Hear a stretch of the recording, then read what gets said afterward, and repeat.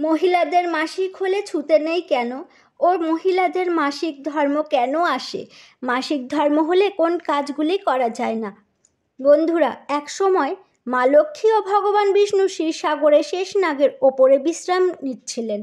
এমন সময় মা লক্ষ্মী ভগবান বিষ্ণুকে বললেন, মনটা বড়ই ব্যাকুল হয়ে উঠেছে প্রভু, কিছু প্রশ্ন নিয়ে সংশয় যেন বেড়েই চলেছে। এ কথা শুনে ভগবান বিষ্ণু মাতা লক্ষ্মীকে বলেন, বলো দেবী, তোমার মনে এমন কি প্রশ্ন রয়েছে যা তোমাকে বিচলিত করে তুলেছে? হে দেবী, তুমি নিঃসংকোচে বলো, তোমার প্রশ্নের উত্তর অবশ্যই দেব। তখন মাতা লক্ষ্মী বলেন, প্রভু, প্রথমত কোন অভিশাপের কারণে মহিলাদের মাসিক ধর্মের জ্বালা ভোগ করতে হয়? দ্বিতীয়ত, একজন রজস্বলা মহিলার কোন কাজ করা উচিত নয় যার কারণে পাপ লাগে? ভগবান বিষ্ণু বলেন, দেবী, তুমি আজ মানব জাতির কল্যাণের কথা চিন্তা করে এক উপকারী প্রশ্নের উত্তর জানতে চেয়েছ। তুমি পূর্ণ মনোযোগে কথাগুলি শোনো। তোমার এই প্রশ্নের উত্তর দেবশর্মা নামক এক ব্রাহ্মণের প্রাচীন কথার মাধ্যমেই জানতে পারবে। এই কথা শোনা মাত্রই সমস্ত পাপ মোচন হয়ে যায়। তাই যদি কোনো স্বামী স্ত্রী এই কথাগুলি পূর্ণ মনোযোগে শ্রবণ করে তাহলে তাদের ভাগ্য সৌভাগ্যে পরিণত হয়। তাই দেবী, তুমিও এই কথা পূর্ণ মনোযোগেই শোনো। দেবী লক্ষ্মী বলেন, প্রভু, কে এই দেবশর্মা আর তার জীবন কাহিনী কেমন ছিল শোনান। প্রভু, এই কথাগুলি আমি মনোযোগেই শুনব। মাতা লক্ষ্মী দেবী ভগবান বিষ্ণুর কাছে এই কথাগুলি জানার জন্য বড়ই উৎসুক হয়েছিলেন। ভগবান বিষ্ণু বলেন, দেবী, সে এক পূর্বকালের কথা। তখন মধ্যদেশে অত্যন্ত এক সমৃদ্ধিশালী নগর ছিল। সেখানে দেবশর্মা নামে একজন ব্রাহ্মণ থাকতেন। দেবশর্মা সমস্ত শাস্ত্র ও বেদের জ্ঞানে জ্ঞানী ছিলেন। তিনি খুবই বুদ্ধিমান, গুণবান ও ধর্মকার্যে সদা লিপ্ত থাকতেন। সব বর্ণের লোকেরা তাকে বড়ই সম্মান করত। তিনি প্রতিদিন দান, ধ্যান, যজ্ঞ, ধর্মের উপাসনাও করতেন, সন্ধ্যা বন্দনাও করতেন। তিনি বন্ধু বান্ধব, পুত্র, সখা, ধন সম্পদ, পশুপালন সব কিছুই তার জীবনে পরিপূর্ণ ছিল। দেবশর্মার স্ত্রীর নাম ছিল ভাবনা। সেও ছিল খুবই আদর্শবান, গুণসম্পন্না, পতিব্রতা স্ত্রী। ফের একদিন দেবশর্মা নিজের বাড়িতে সত্যনারায়ণ পুজোর ব্রত রাখেন ও সমস্ত ব্রাহ্মণকে স্বয়ং নিজেই গিয়ে আমন্ত্রণ করেন। প্রত্যেক মানুষকেই পুজোর ভোগ প্রসাদ গ্রহণের জন্য নিমন্ত্রণ জানান। পুজোর দিনে দেবশর্মার বাড়িতে সমস্ত নিমন্ত্রিত প্রত্যেক ব্রাহ্মণই তার বাড়িতে আসেন। দেবশর্মা সকল ব্রাহ্মণদের নিয়মবিধি মেনে পুজো করেন ও তাদের আদর আপ্যায়ন করেন। তারপর তিনি সকল ব্রাহ্মণকে ঘরের ভিতরে প্রবেশ করার জন্য অনুরোধ করেন। তারপর তাদের বসার জন্য সুন্দর আসনের ব্যবস্থা করে তাদেরকে বসতে দেন এবং তাদের তিনি মিষ্টান্ন ভোজন করান। ব্রাহ্মণদের ভোজন করানোর পরে তিনি ভগবানের স্মরণ করে সকল ব্রাহ্মণকে বস্ত্রাদি দান করার পরেই তাদেরকে বিদায় জানান এবং সকল ব্রাহ্মণ দেবশর্মাকে আশীর্বাদ করেন। তারপর তারা সেখান থেকে ফিরে যান। তারপর দেবশর্মা তার পরিবার, বন্ধুবান্ধব ও অনেক ক্ষুধার্ত মানুষদের ভোজন করান। এইরূপ সমস্ত মানুষদের ভোজন করিয়ে ও পুজো সম্পন্ন করে নিজের ঘরের দুয়ারের সামনে যখন এসে দাঁড়িয়েছিলেন তখন দেখেন যে তার ঘরের সামনে একটি কুকুর আর একটি ষাঁড় দাঁড়িয়ে নিজেদের মধ্যে কথা বলছে। ব্রাহ্মণ তখন দাঁড়িয়ে তাদের সব কথাই শুনছিল।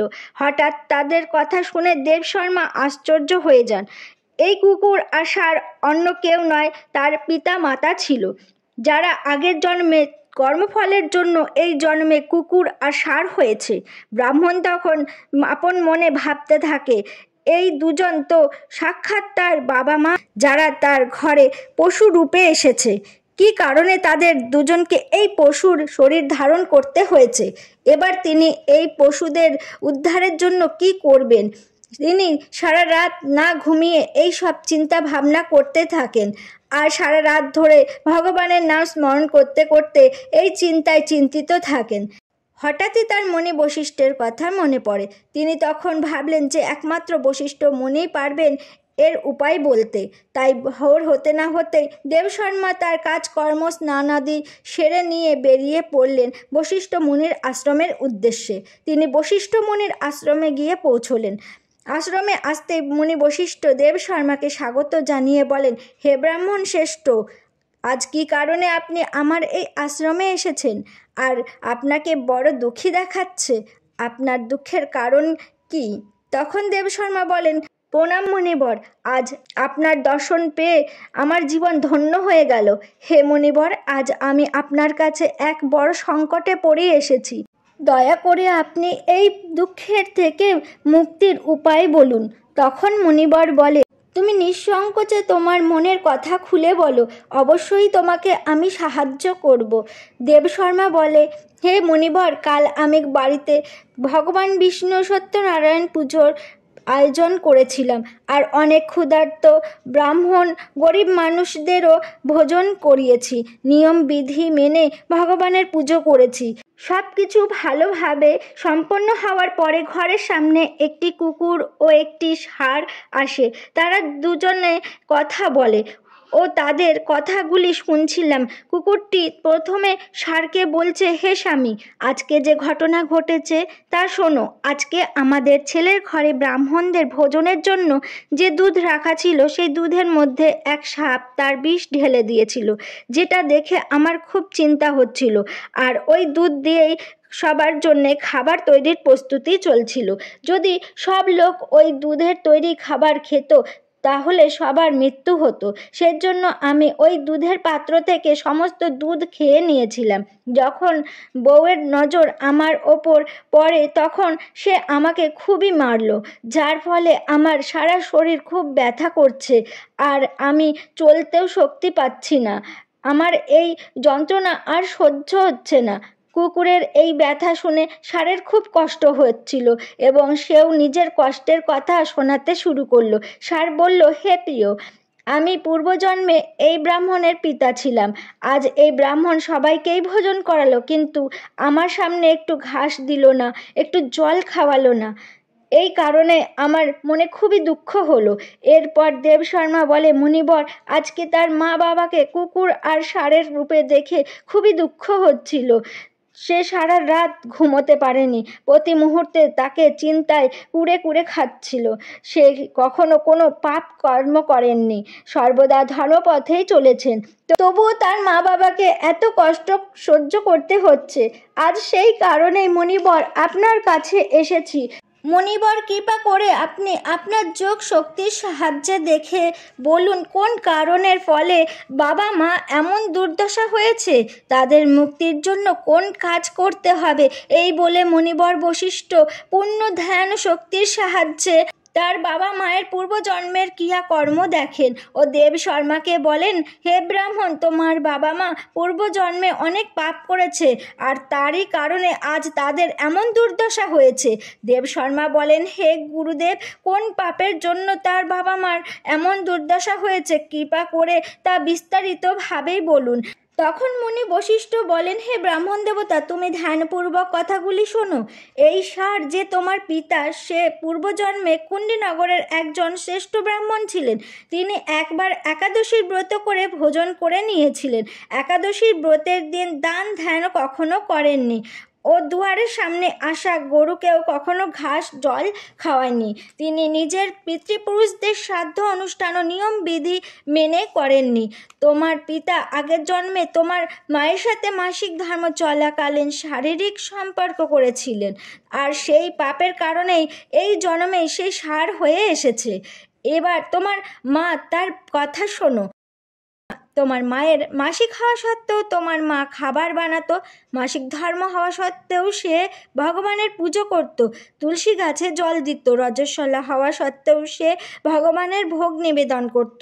এই কারণে তার মহা পাপ লেগেছে। মাসিক ধর্ম হলে 3 দিনের জন্য মহিলারা অপবিত্র হয়ে যায়। মাসিক ধর্ম চললে মহিলারা ভগবানের পুজো পাঠ করতে পারে না। মহিলাদের এই 3 দিন নিজের চুল কেউ ধোয়া উচিত নয়। এর ফলে স্বামীর আয়ু কমে আসে। মাসিক ধর্ম হলে গাছপালাকে ও স্পর্শ করা উচিত নয়, আর রজস্বলা স্ত্রীর সাথে সম্পর্ক করাও উচিত নয়। যেই পুরুষ রজস্বলা স্ত্রীর সাথে শারীরিক সম্পর্ক বানায় তার ব্রহ্মহত্যার পাপ লাগে। যে রজস্বলা স্ত্রীর বস্ত্রকে স্পর্শ করে তারও পাপ লাগে। রজস্বলা স্ত্রীর শরীরে 3 দিন পর্যন্ত ব্রহ্মহত্যার পাপ নিবাস করে, আর চতুর্থ দিনে সে স্নান করে পবিত্র হয়। আর চতুর্থ দিনে স্নান করার পরে রজস্বলা স্ত্রীকে তার স্বামীর মুখ দর্শন করতে হয়। অন্য কোনো পুরুষের মুখ দর্শন করা উচিত নয়। যদি স্বামী সামনে না থাকে তাহলে সূর্যদেবকে দর্শন করা উচিত। এরপর গুরু বশিষ্ঠ বলেন, হে ব্রাহ্মণ, এই কারণেই তোমার পিতা ষাঁড় ও তোমার মা কুকুর রূপ নিয়েছে। তখন দেবশর্মা বলেন, হে মুনিবর, এবার আপনি আমার মাতা পিতার উদ্ধারের জন্য উপায় বলে দিন। বশিষ্ঠ মুনি বলেন, হে ব্রাহ্মণ, তুমি কোনো এক অমাবস্যার দিনে তোমার মাতা পিতার উদ্দেশ্যে শ্রাদ্ধ অনুষ্ঠান করো, তাদের উদ্দেশ্যে তর্পণ করো, দান ধ্যান করো, গাই গরু সেবা করো, গোমাতাকে মিষ্টান্ন ভোজন করাও, আর তোমার মাতা পিতার মুক্তির জন্য ভগবানের কাছে প্রার্থনা করো। তারপর ব্রাহ্মণ সেই মতো সব কিছুই করেন ও তার মাতা পিতার সমস্ত পাপ থেকে মুক্তি লাভ করে। এরপর ভগবান বিষ্ণু মা লক্ষ্মী দেবীকে বলেন, দেবী, আমি তোমাকে এক রজস্বলা স্ত্রীকে কোন কাজ করা উচিত নয় এই বিষয়ে জানিয়ে দিলাম। এবার তোমাকে জানাবো কোন কারণে স্ত্রীদের মাসিক ধর্ম আসে। সত্যযুগে কালকেয় নামে এক প্রসিদ্ধ দানব ছিল। দানব হওয়ার ফলে তার স্বভাব উগ্র ছিল, আর সে সর্বদাই যুদ্ধ করার জন্য তৎপর ছিল। ফের একদিন সমস্ত দানব বৃত্রাসুরের সাথে মিলে স্বর্গলোকে গিয়ে চড়াও হয়। ওই অসুরদের কাছে ভয়ঙ্কর শক্তিশালী অস্ত্রশস্ত্র ছিল, যেটা দেবতাদের পক্ষে সামলানো অসম্ভব ছিল।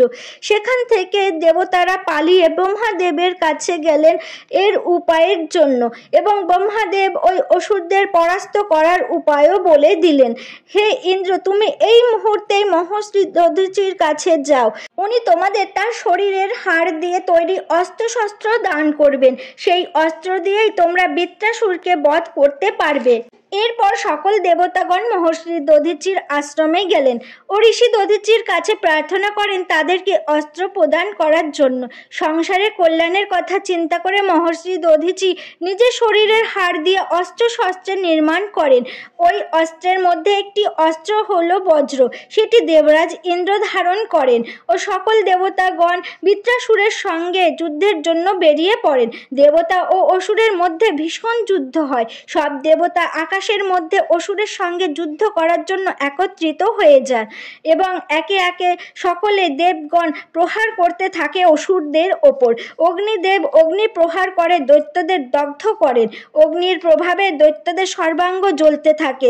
বরুণদেব জলবর্ষা দিয়ে দৈত্যদের ডুবিয়ে দেন ও তারা ত্রাহি ত্রাহি করতে থাকে। এইভাবে অনেক দিন ধরে দেবতা ও দৈত্যদের মধ্যে ভীষণ যুদ্ধ চলতে থাকে। এক সময় দেবরাজ ইন্দ্র ও দৈত্য বৃত্রাসুর দুজনের সামনাসামনি চলে আসে। দুজনের মধ্যে চলে ভীষণ যুদ্ধ, আর তখনই দেবরাজ ইন্দ্র নিজের বজ্র প্রহার করে বৃত্রাসুরকে মেরে ফেলে। আর ওই দানব বৃত্রাসুরের মৃত্যু হতেই শরীর থেকে ব্রহ্মহত্যা বেরিয়ে আসে ও দেবরাজ ইন্দ্রের পিছু নেয়। তারপর ওই ব্রহ্মহত্যা ইন্দ্রের শরীরে প্রবেশ করে ও ইন্দ্রদেবের ব্রহ্মহত্যার পাপ লাগে। দেবরাজ ইন্দ্র ব্রহ্মার কাছে গিয়ে ব্রহ্মহত্যার পাপ থেকে মুক্তি প্রদানের কথা জানান, আর ব্রহ্মদেব ইন্দ্রের শরীরের থেকে ব্রহ্মহত্যাকে বেরোনোর জন্য আদেশ করেন।